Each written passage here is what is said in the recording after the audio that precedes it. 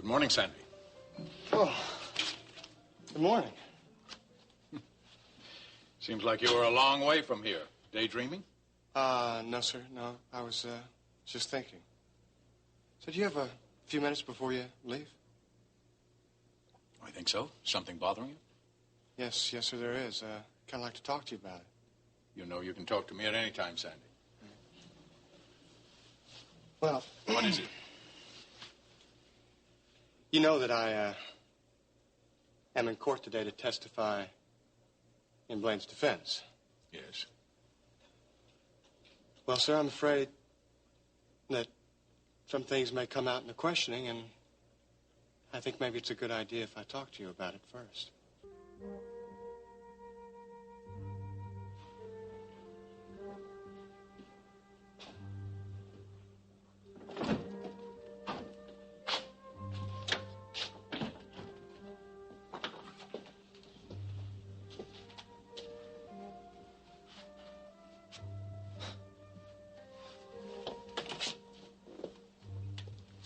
Mr. Hobson. Yes. Hi, I'm Quinn. Welcome to the Blackhawk Project.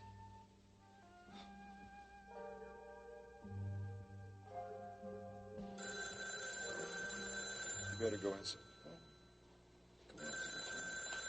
It's Rachel.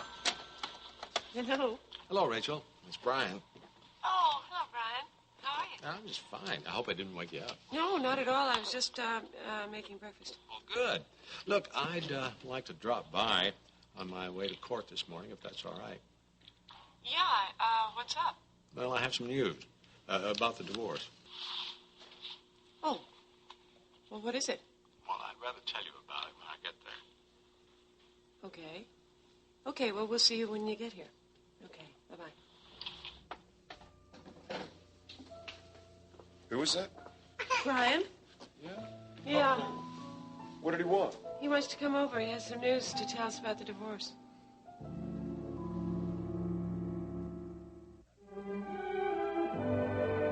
And now, the continuing story of Another World.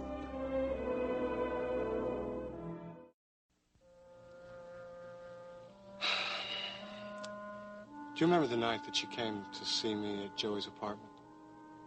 The night I asked you if you were my son. Yes, of course I do. Well, that night, you didn't ask me any questions. You didn't ask about my life before I came to Bay City, nothing. That's right. I figured we had plenty of time in the future when you were ready to talk about that.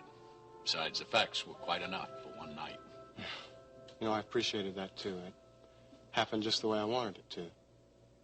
But, well, since then, things have been moving a little faster than I'd planned on. No? What do you mean? Well, you know, I told you that I'm going to be testifying in Blaine's trial today. Yeah, that's right. And I want you to know I'm going to be right there in court today, too. Well, I don't know that that's such a good idea.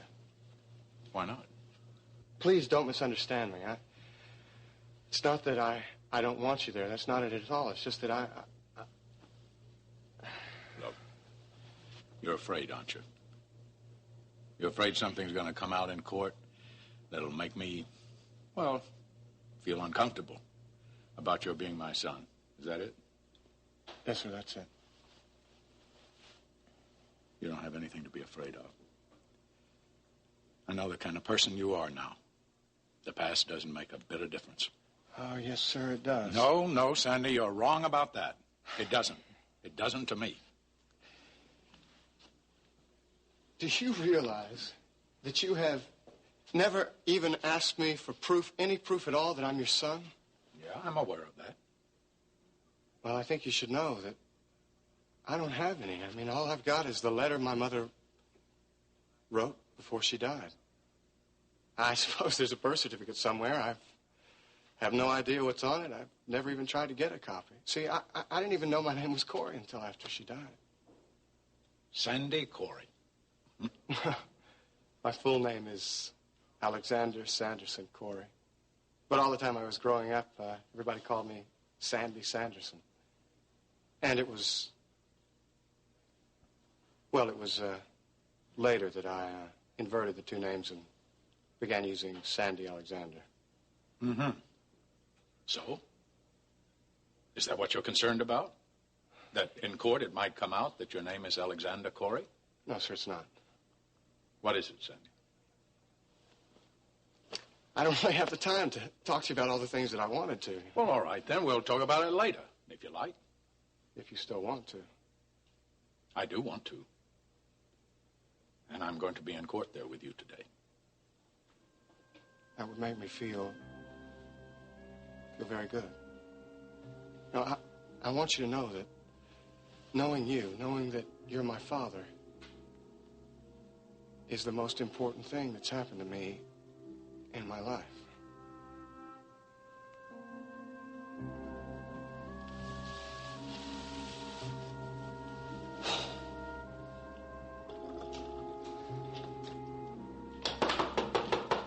It's open. Come on in. Hi, Larry. Hey, morning, Jerry. You want some coffee? No, thanks. Look, I've only got a minute. I'm doing court. I know. I'm going with you. Well, then what is it? What do you want to talk about? Well, there's something been bothering me, Jerry. Something I heard in court the other day. What? Well, I distinctly heard Colton refer to more than one shot having been fired from that gun. But Jordan was killed with only one bullet. I know. So where'd he get the idea that there was more than one bullet? I don't know, but I think when we get out of court today, we should check the transcript and find out just exactly what he did say. That's right. Hello, Brian. Hello, Rachel. It's good to see you. Nice to see you. Come on in. Thank you. Oh, hello, Mitch. Brian, how are you? Busy day, I take it. Yes, it is. So far, at least. Listen, I'm glad you're here because what I have to say involves you, too. Okay, fine. Sit down. Well, thank you. What is it, Brian? Well, we've got the court date set for the divorce hearing. When is it? July 22nd. That's not very far away. No, I know it isn't, but you wanted it done as soon as possible, and that was the first date I could get. Have you changed your mind? No, I'm just nervous. I don't want to lose Amanda. Well, we're going to do everything possible to make sure that doesn't happen. The detective that was following us, I'm sure he's made a report, and I was wondering if that hurts the chances of getting Amanda. Well, I have to be honest with you, Mitch. I'd be a lot happier if that report didn't exist. But since it does, we're just going to have to work around it. We have no other choice, really. Did you mention there was a social worker here yesterday? No, I didn't. What happened? Well, it was sort of awkward. Right before she arrived, we had an accident and I spilled paint all over Mitch. And he had to come up here and clean up. And then she came in. She wanted to see the apartment, so I brought her up here. And then Mitch walked in, buttoning his shirt. He didn't know she was here. And she jumped to conclusions and asked if he was living here. What did you say? I said no. No, I wasn't. Okay, so go on. What else? She asked if I like kids. I said yes. She asked if I would feel the same way towards Amanda that I felt towards my own son. I said yes. And that was it? That's it. Yeah, what do you think? Well, we're just going to have to wait and see. I wouldn't worry about it if I were you. We'll work it out. Okay. Look, I've really got to go. Goodbye, Mitch. Thank you, Brian. Bye, Brian.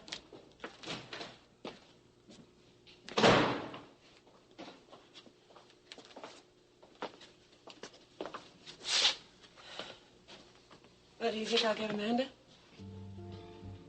Well, he made it sound like he had a good chance, didn't he? No, I mean, do you think I'll get Amanda? I hope so.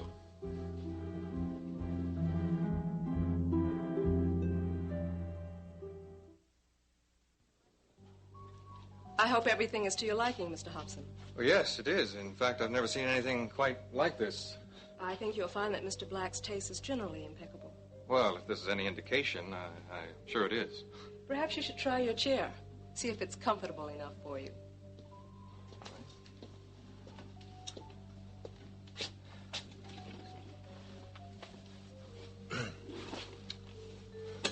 Yes, it's very nice. Very nice. Good. Now, is there anything else I can do for you? Well, for starters, you could tell me what this is all about. Well, Mr. Black likes for his employees to be comfortable. Well, this is a lot more than comfortable. I'm glad you like it. That would make Mr. Black very happy. Tell me, Quinn, your name is Quinn, isn't it? That's right. What is the Blackhawk Project? Well, it's a little bit of everything, Mr. Hobson. A little of this, a little of that. Well, like what? Broadcasting, precious metals, real estate. As I said, he's into a little bit of everything. Well, what's he like? Oh, he's very nice. At least on the phone. On the phone? Yes. Does that mean what it sounds like? What's that? That you've never met him? That's right, but I talk to him every day from all over the world. That is, he's all over the world. I'm here. How long have you worked for him? 3 years. 3 years. And you've never met him, never seen him? That's right. You must excuse me, Mr. Hobson. I must get back to work. But if you need me, just buzz on the phone. One more thing before you go. Yes? Well, what am I supposed to be doing? For now, just be comfortable. Get used to your office, and feel free to use the phones to call anywhere you'd like. Anywhere? Yes. Oh, one thing. Don't use this phone. Well, why not? Well, what's it for? This is the one Mr. Black will be using to call you. Thank you.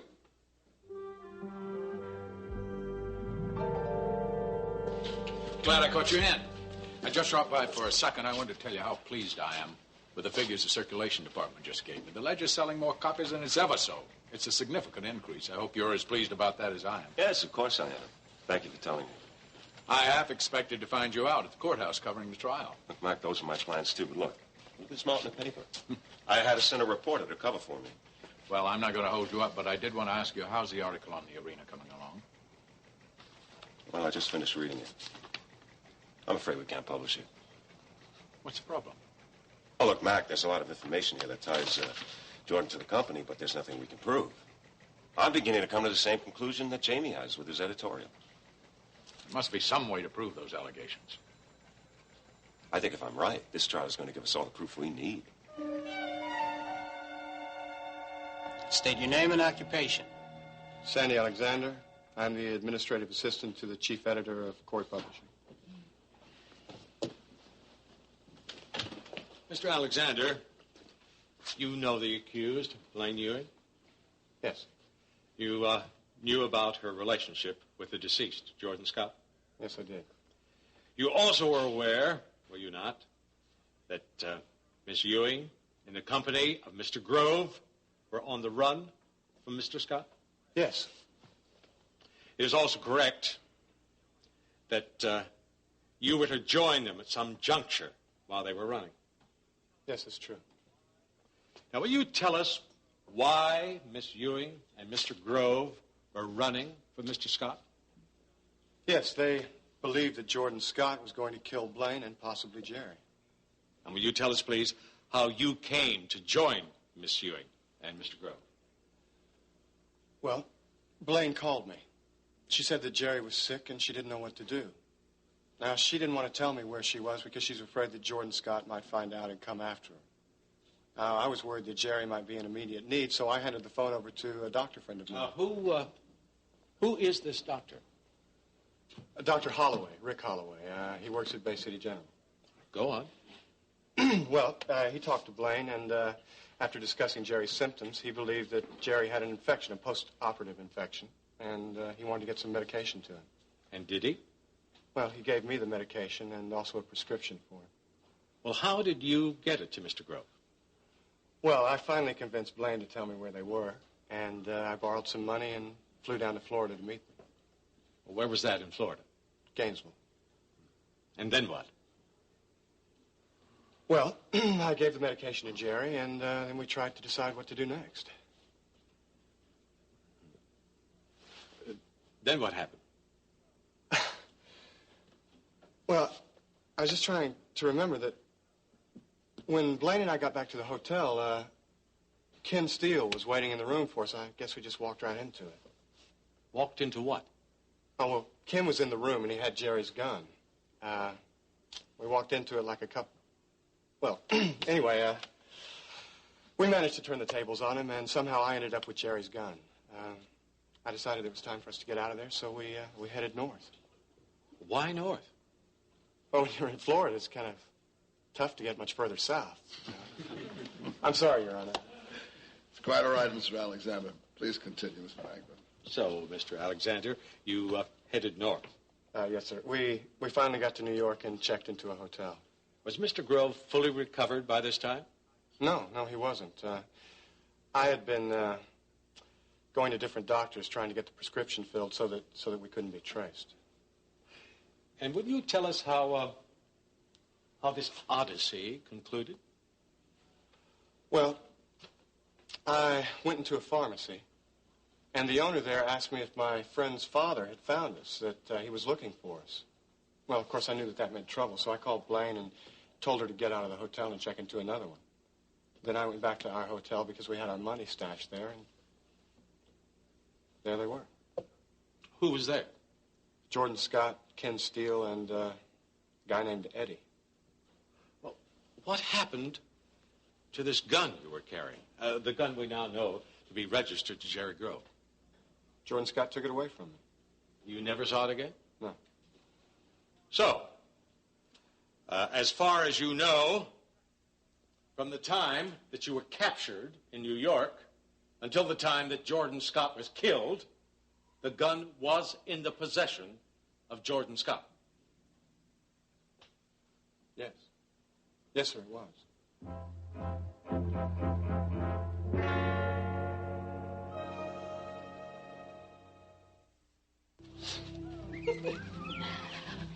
Oh, my goodness, you're getting so heavy. Amanda. What are you doing here? There's Matthew. You want to go see Matthew? Good morning, Rachel. What are you doing with my daughter? Well, it's my day off, so I offered to take Amanda to the park. Seemed like a good idea for both of us. Louise could have done it. Well, of course she could have, Rachel, but I wanted to. I enjoy being with Amanda. She is a beautiful little girl. Don't do this, Alice. I don't understand. Don't do what, Rachel? You and Mac are becoming quite an item, aren't you? If you mean we're friends, you're right. That's true. Yes, but I think you want to be more than just friends with him. All right. What if I do? I'm free. Mac's free. You don't have any claims on him anymore, Rachel. You gave up that right when you chose Mitch Blake over him. I'm not saying I do have any claims over him. Just don't use my daughter to try and get close to him. You amaze me. As I said, I enjoy being with Amanda. And I think she enjoys being with me. Really? Yes, really. But I have the feeling you can't understand anything that simple and straightforward. Come on, Amanda. Let's go.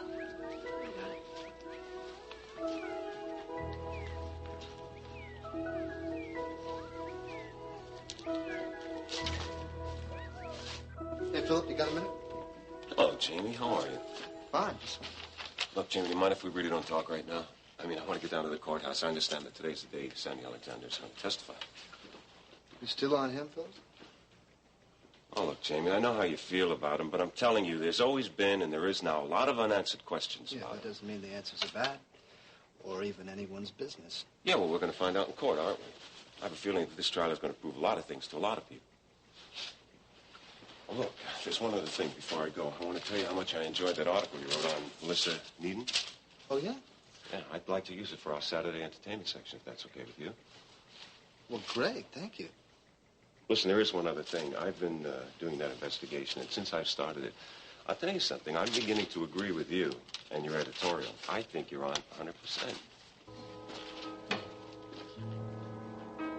Mr. Alexander, can you tell us what made you and Miss Ewing return to Bay City? Yes, I'm sorry. We made a deal with Jordan Scott. What deal was that? Well, we agreed to work for him, to do whatever he wanted, if he would leave Jerry alone. You did that just so he would leave him alone? So he wouldn't kill him. So you traded with Jordan Scott your freedom for Jerry Grove's life. Yes. Then what did you do? Well, Blaine and I decided that we had to get the goods on Jordan or else we would be working for him for the rest of our lives. Now, I believe that he kept a book in which he recorded all of his activities, legal and illegal. And if we could find that, then we could get him. So Blaine arranged to keep Jordan busy one night while I searched his office. And did you find it? No, sir, I didn't. So the next evening, Blaine was going to search the house, and we had it set up so that I would call and warn her if Jordan decided to leave the arena. But when I tried to, I couldn't get through, and the next thing I knew, he was dead. Well, what do you think happened? I object. This calls for a conclusion from the witness on information he could not possibly possess. Objection sustained. Let me rephrase, Your Honor. Sandy, do you have any information as to what happened that night at Jordan Scott's house? Yes. Blaine told me that she found the book, and when Jordan found her with it, he tried to kill her, and so to save her own life, she shot him. I object. This is hearsay. Sustained. I withdraw the question. Sandy, you think the book was enough to make Jordan kill Blaine? Absolutely. Your witness, Mr. Colton.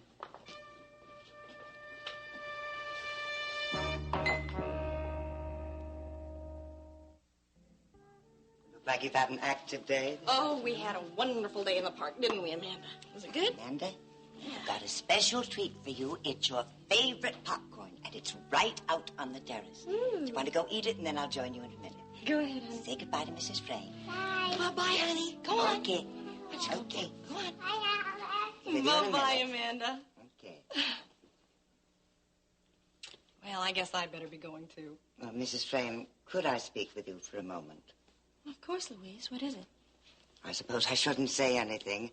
I hope you won't be offended, but I feel I must. Well, this sounds serious. Yes, it is. Well, please, tell me. What is it? I don't really understand why Mr. Corey won't allow Amanda's mother to see her unless he's present.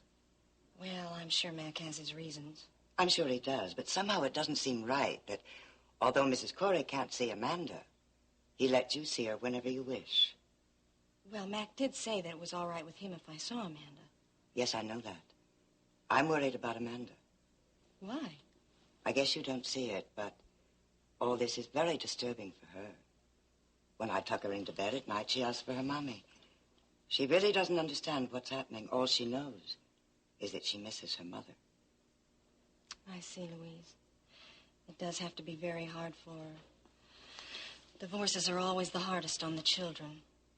I had hoped, though, that my taking her to the park might in some way help, at least act as a diversion of sorts. I'm sure it was pleasant for her. Well, I don't understand, then. What is the problem? There's no problem, Mrs. Frame. I just don't think you should believe that you can replace Mrs. Corey in Amanda's heart. Or in Mr. Corey's, for that matter. I don't think any woman could. So is it going to be a big party or what? Oh, not too big. Who's going to be here? Oh, let's see. Rick and Marianne Holloway and Kit Holloway and Sandy Alexander and Lissa Needham and you and Lee, and that's it. Oh, good. Well, this place should be just about the right size. Well, it's not a house, but for an apartment it'll do. Gee, I wonder where Jamie is. He was supposed to come home and help me with all of this. Well, would you like me to call him at the office? No, that's okay. He's probably on his way home now. Okay. I want to make him a martini, though, and have it ready for when he gets here. Could you check for me to see if I have enough ice for the party and all of that? Yes, don't worry. Okay.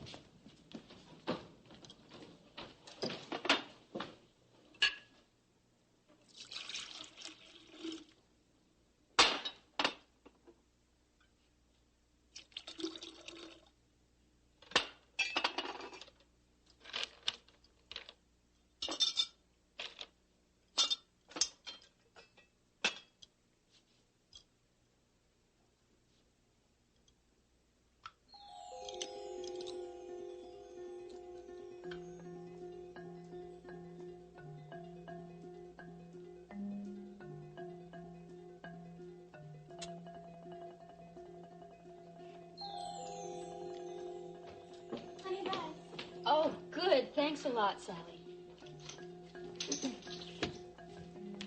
Well, everything's done. Jamie likes his drinks good and cold. Now, Mr. Alexander. Mr. Grove and Miss Ewing were married to each other. That is correct, isn't Yes. it? As we have been told, they were husband and wife. Well, what does that have to do with what we were Mr. talking- Alexander, I'd appreciate if you would just allow me to ask you the question. Sorry. All right. So, now here we have two charming people who were once married to each other, leaving our fair town for whatever reasons and traveling together to an undetermined spot. A woman and her ex-husband, a man whom Jordan Scott believed was trying to, shall we say, move in on her. Mr. Colton, that's absolutely not true. It's... Mr. Alexander. I'm sorry, but it's just not true, Your Honor. Jerry... Mr. Alexander, please refrain from offering comments and restrict yourself to answering the questions put to you. Yes, Your Honor. Proceed. Thank you. Now, Mr. Grove was suffering from an ailment, a post-operative infection, I believe it was. You borrowed some money, consulted with a physician, and flew to rescue your ailing friend in Florida, Gainesville, Florida. That is correct, isn't it? Yes. All right, and then it was at that point that the three of you decided to hit the road, was it? Thinking that there was danger lurking in every corner. There was danger. There was danger lurking in every corner in Florida. There was certainly the threat of danger, yes. Mr. Alexander, may I suggest that this threat of danger was lurking in your mind only? All right, and I suppose that the beating I received from Jordan Scott's men was simply lurking in my mind, too, right? Beating? I've seen no police record of a beating. There's been no official report. Did you report this, Mr. Alexander? Well, no, I didn't, but that was because... I see. Thank you. Well, now, ladies and gentlemen, paranoia runs rampant, apparently, on both sides.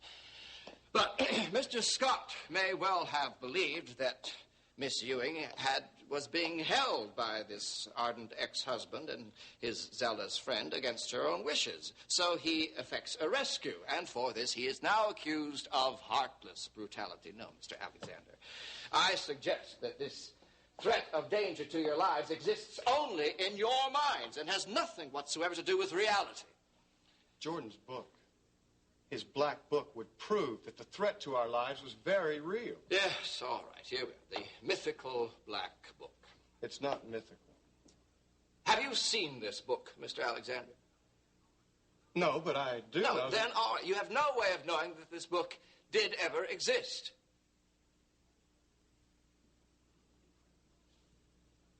From my involvement with the company, I know that every division kept records. I'm sure that Jordan Scott kept his. Well, now, how do you know this? I have a copy of a book kept by a woman named Ilsa Fredericks, another employee of Jess Cooper, in a position parallel to that of Jordan Scott.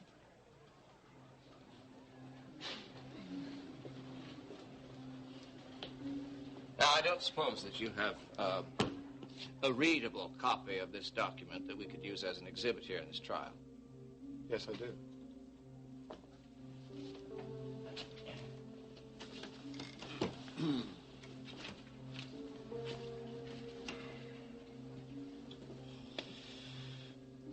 Your Honor, I would like to request a recess so that I may have an opportunity to look over this new material. I think that would be appropriate. This court will adjourn until 10 o'clock tomorrow morning. All right.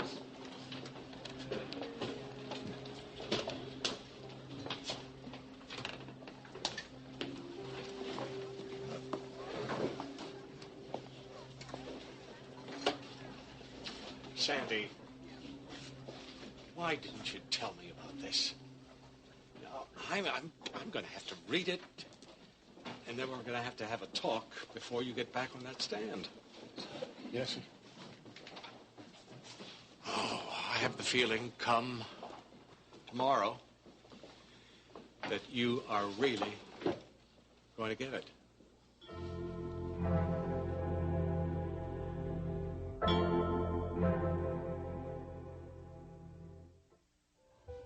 Ada, it's good to see you. How are you?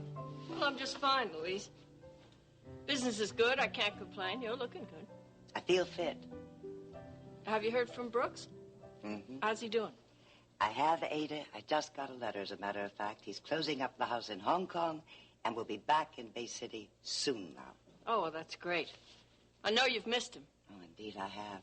But he'll be here soon. I guess I can stand it a little while longer. Yeah, well, it's time you two were together again. Well, look, what do you want to see me about? I mean, I have a feeling it wasn't just to have a cup of tea. You're right. I need to talk to someone about what's going on. What is going on? Alice Frame. What about her? It just doesn't seem right that she's allowed to see Amanda anytime, anywhere she feels like it. But today, it really bothered me when she took her to the park. Yeah, well, I don't like it any more than you do, Louise, but I don't think there's anything anybody can do about it. There has to be something, Ada. Because no one in the world can convince me that Mr. and Mrs. Corey don't belong together. And if Alice Frame intrudes into Mr. Corey's life right now, it's only going to make it all that much more difficult for the two of them to get back together again. Well, I'm not so sure that Rachel wants to get back together with Mac. I think she loves Mitch Blake. I can't believe that. I think it's true. I think she might be infatuated with him, but she can't be in love with him, not like she was with Mr. Corey. Louise, look, don't get mixed up in it, okay? Rachel made her choice, and she has to live with it, no matter what the rest of us think. But it's not too late. Maybe it is.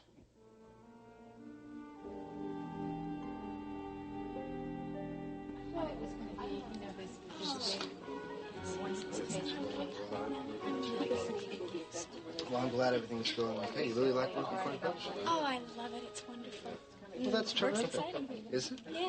What's exciting? What is? Well, Sally was just saying how much she loves working with Corey, and it's very exciting. Oh, well, I don't know about exciting, but you sure are doing a good job. I couldn't have hired anyone better. Oh, thank you, Cecile, but I'm not really doing anything important. Oh, maybe not yet, but who knows? You might be doing it. You want to first drink? Yeah, sure. Hey, coming up. You moved to a new place, huh? Yeah. Well, how do you like it, being out in, out in the world? Oh, it's okay. Yeah? Just great. You still playing hockey? You have time for that? No, I had to give it up for a while. That's too bad. Well, I hope that, you can go back to it. Yeah, so do I. I don't think it'll be for too long, just until I get myself squared away. Is this the right time? Yeah, looks like it, Jamie. What? Well, Santa's supposed to be there. I don't know where he is. I think I'll go check with Melissa, see what's happening.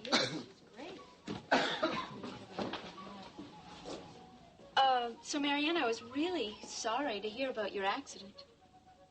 Thank you, Cecile. Are you feeling better? Yes, as well as can be expected. Oh, well, you know what they say. Some things are just not meant to be. And what is that supposed to mean, Cecile? Oh, just nature, Kit. Everything works out for the best. At least that's what I've always heard. Excuse me. So, Melissa, having a good time? Oh. Party? Just great, just great. I always love being at a party without my date. Yeah, I know. I was wondering where... What's in here? Sandy is. I was wondering it myself. I don't know. I think he went over to court today, so I guess they went overtime. Maybe or he something. went home to change clothes? Could be. I think I'll go phone him, see what's happening. Okay, let me know if you hear anything. All right.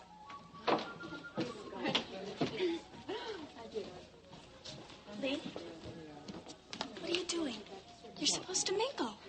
Mingle? Yes. I don't know how to mingle. Just go up to somebody and say hi, okay?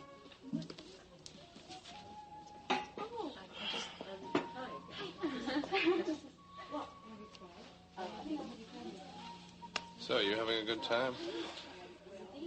Yeah. It's a nice party. Yeah. But not for you, right? Right. Some life. Penthouses, parties, not for me. You either? No, I mean, there's ways of having a good time, but this isn't one of them. No. I wonder. On how to sneak out of here? Yeah. By the way, my name's Rick. Oh, Lee. Meet you. So, Sandy, where are you? We're having a great party over here. Oh, no. You know, I mean, I spent all day testifying today, Jamie, and I don't think I'd be very good company. Come on. We'll put you in a good mood, you know. We'll party. Come on. Oh, man, I don't know. Well, Melissa's all alone here. She said she loves coming to a party without a date, but I don't believe her at all. I think she was lying. All right, look, you've convinced me. I'll tell you what I'll do. I'll change my clothes, round up my shadow, and come on over. Now, you tell Melissa, all right? Okay, I will. All right, talk to you soon. Okay, buddy. Bye.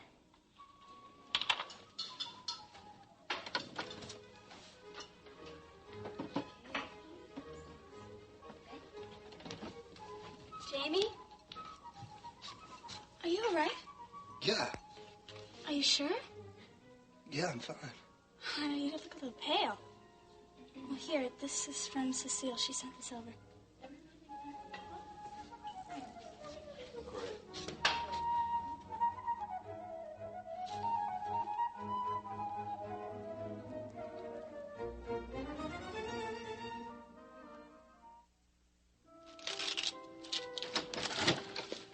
Hi, sis. Hi, you're home already. So how did it go? How's the new job? I don't know. Well, did you meet other people? I met Quinn, Who's Quinn? my secretary. You have your own secretary? Yeah? I'm impressed. Well, if that impresses you, you should see my office. I couldn't believe it. Well, what's it like? Chrome and glass. It almost blinds you. And big. It's huge. I mean, you could play half-court basketball in there. You'd break all that glass. Yeah, right. So what'd you find out about the company? What do they do? A little bit of everything. Like what? From what Quinn tells me, they're into broadcasting, real estate, precious metals, shipping, you name it. Well, do you know what you'll be doing? Not yet. I have to wait for a phone call from Mr. Black. Who's that? The president. You want to hear something funny? Quinn has worked for this guy for 3 years, never met him. She just talks to him on the phone from all over the world. I'd say this guy gets around. That sounds kind of weird. Yeah, it is strange. I haven't been able to figure it out yet. Well, you think you're going to like working there? I don't know if I'm going to like it or not, but I'll tell you one thing. I'm intrigued.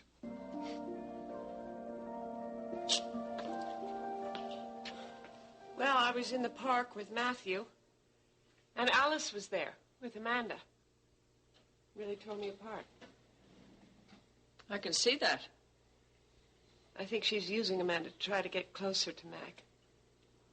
Oh, I don't know about that, honey. I do. I know how she operates. Look, you knew when you left Mac that there'd be other women in his life. I knew that. Mac is a very attractive man. A very desirable man. He might even remarry. You better not marry Alice. You have no right to tell Mac who to get involved with. It's none of your business. It's my business. When Alice starts trying to take my place with my daughter, I don't want that woman anywhere near any of my children. Oh, kid, you really have to leave this early? Yes, I have to get up early tomorrow, Cecile. Oh, well, I'm glad you could make it. Excuse me. Hi. Sandy. Oh, I'm glad you made it finally. Listen, I'm sorry I'm late, but you know, I had to be in court all day today, so it's... Sandy, hello, and Bye. Oh, Bye, bye, see kid. ya. Sandy. I'm glad you Take care. Listen, I know it's not the right time nor the place, but I wanted to hear Oh, come on, everything. Melissa. No. I don't want to start on that now, okay? No, okay, I promise. I don't want to say a word now. Great. Come on. Let me make you a drink. All right, a short one. It's A little. going to have to be short because You were talking about the trial. Oh, yes, I am. I have to sing for a The trial. Is it hot in here? No, I'm not hot. Jamie, are you okay? I don't know. Look, I'm going to get Rick. I'll be right back.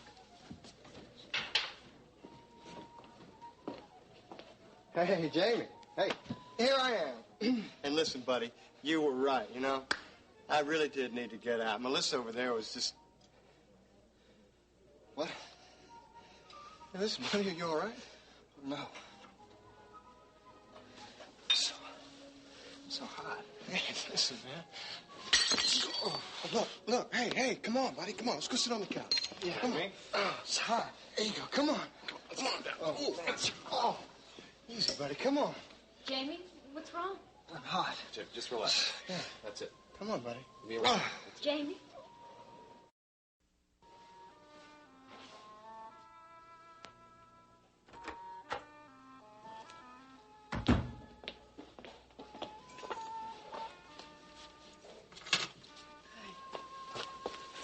Well, I'm glad you're home. It was a terrible day. Not now. What is it? I'm just tired. Oh, honey, I'm sorry. It's all right. I'm just tired. I'm sorry.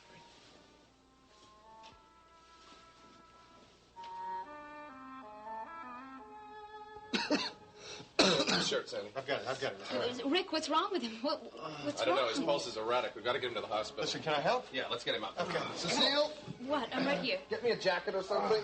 Okay. I'm going to call Jamie, the hospital and tell them we're going to take you to the hospital. Is there anything I can do? Lee, you can go get the jacket. It's on the bed.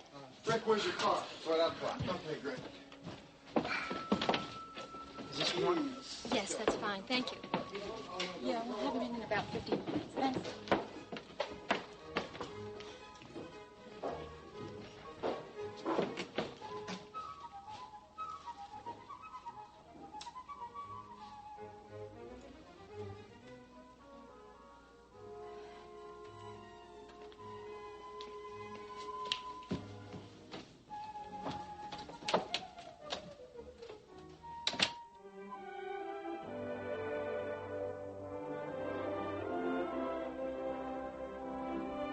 Join us each weekday at this time for the continuing story of Another World.